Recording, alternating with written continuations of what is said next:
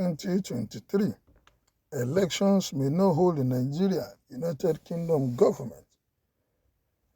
What did they know? What have they seen that they are coming up with this kind of information?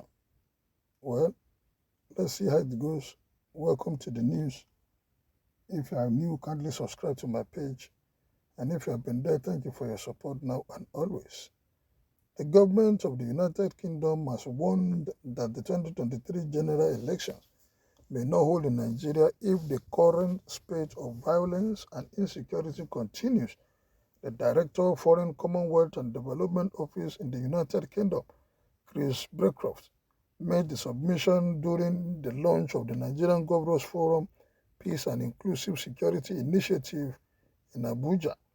Beecroft identified active insurgency in the Northeast, farmers-elders conflict which are extending across the country, resource conflict in the Niger Delta, the tension in the Southeast, and banditry in the Northwest as some of the major challenges.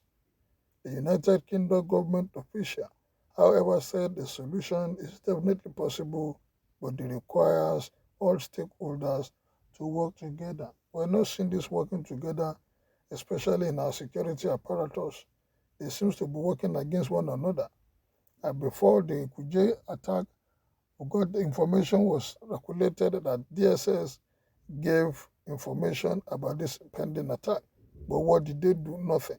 The Deputy Speaker confirmed that there were 44 intelligence reports concerning this attack in Abuja, but nothing was done. So are there people behind those planning this attack and allowing them to come and have a field day so that the government can be painted in bad light? Or they are just doing whatever they like. There's like a classical attitude. It can never happen. It will never happen. Now, it has come to our face. We are seeing that Abuja is being eroded. They come in and walk out freely. This is not the right time to do. Election must hold in this country. Whatever they must do to make sure the election holds, it must happen. Otherwise, this country may be going into pieces gradually. He noted that while the military and the police needs to be strengthened, the solution to Nigerian security challenge does not lie in that alone, but in reconciliation, mediation, arbitration, and access to justice as well. He said we are at a critical junction in Nigeria's journey, and now it's an important movement for new thinking and action to build a more peaceful future for all Nigerians. I hope our leaders are listening and they are ready to do the needful. The Foreign, Commonwealth and Development Office values our relationship with the Nigerian Governors Forum, NGF, and have supported the NGF through our programs, including SPRAX, SPEL, and most recently, the technical assistance provided in framing the Peace and Inclusive Security Initiative, PC. Nigeria faces significant peace and security challenges. There is an active insurgency in the Northeast. Farmers-elders conflict are extending across the country. Resources conflict in the Niger Delta. Tension in the Southeast and banditry in the Northwest. The rise in conflict risk destabilizing Nigeria's democracy in the run up to the 2023 elections. Conflict destroys lives, destroys livelihoods, destroys hope and ambition for the future.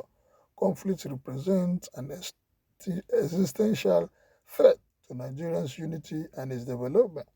The police and army are in urgent need of reform, but the solution to Nigeria's instability does not lie in simply strengthening the police and army, but rather in building an effective social contract, building federal, state, local, and community level infrastructure to manage conflict, and in giving young people jobs and opportunity so they have a stake in a prosperous and peaceful Nigeria. Our politicians are so greedy, they are so wicked and so selfish that they will carry the little resources of this country and go and hide it in other nations, make themselves wealthy and their family. Instead of them creating jobs, most of this money that they stack about can create jobs. Little industry that are producing things that are edible, that people are using at home, domestic things, so many things you can think of. Our agricultural process, industrial machines can be brought in to process them, and this will create jobs. Or rather, He will empower their citizens. They will go and buy Okada bike and give them as empowerment. They are telling your citizen graduates to be riding Okada here and there, and you want peace we want us to have peace in this country. The people that are educated, they are thinking. All you are giving them is Okada to go and empower them as empowerment tools instead of creating an enabling environment, build up industry in local governments, go get farmers to produce and put processing things there to process those things so that they can attract more value. But no, all they do is share Okada, and that is the only thing we see them do. Nothing. There's no one. We have not seen even local government industries that will say, okay, go and start this cottage industry. Let's see how it can go. But no, it's for them to steal money and go and hide it abroad, as if that is what they are doing. For all they want to do is to be richer than the next politician, to be richer than the next governor, to be richer than the House of Assembly member, to be richer than the next senator from the same constituency. All they are competing for is how to be richer with state resources. And most of them that have been caught, what has happened? Nothing. At the end of the day, will be a part at the back. After spending maybe 1% of the loot, they will be freed. But people that have committed little crime, you see them being sentenced within months. But those that have siphoned the money, the resources of this country, they are there working freely in this country after paying paltry sum of money back to the government, and they were free. We cannot continue like this. Injustice and impunity, weak justice institutions, and proliferation of small arms and weapons, the weaponization of social media are all drivers of conflict and instability. But with the right commitment, dedication, and support, there are solutions.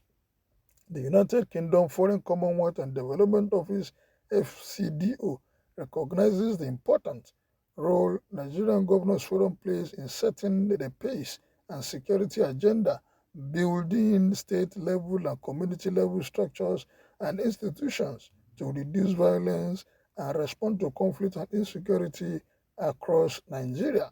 The Foreign Commonwealth Development Office is keen to continue its collaboration with and support for the government of Nigeria in its efforts to deal with the mounting insecurity. The United Kingdom is pleased to have been able to support this initiative and is committed to continue working with the Nigerian Governors Forum (NGF) in advancing its peace and security agenda. The United Kingdom is engaged in supporting Nigerians to reduce violent conflict in a number of areas. We promote a regional response in the Northeast and Lake Chad Basin through our contribution to the Regional Stabilization Facility and delivery of programs on peace building, humanitarian assistance, protection of civilians, human development, good governance, and accountability. All our programming, whether focused on health, education, economic growth, or governance, work to reduce the risk of violent conflict and support peace-building infrastructure. Imagine, is it not a shame that it is people from outside the country that are telling us and showing us what to do when will we get it right? British does not want election to hold in Nigeria. They want Buhari to continue destroying our country, while trained and armed Fulani soldiers are killing Nigerians, and British is lying to the world that it is others farmers' conflict. Well, the 1914 amalgamation is dead. Better come and separate what you join together so we can go our separate ways. Is going our separate way the solution? Is going our separate way that bring peace to all the regions? Well, what is your opinion about this? Kindly make it known as you subscribe to my page. Thank you, good day, and God bless.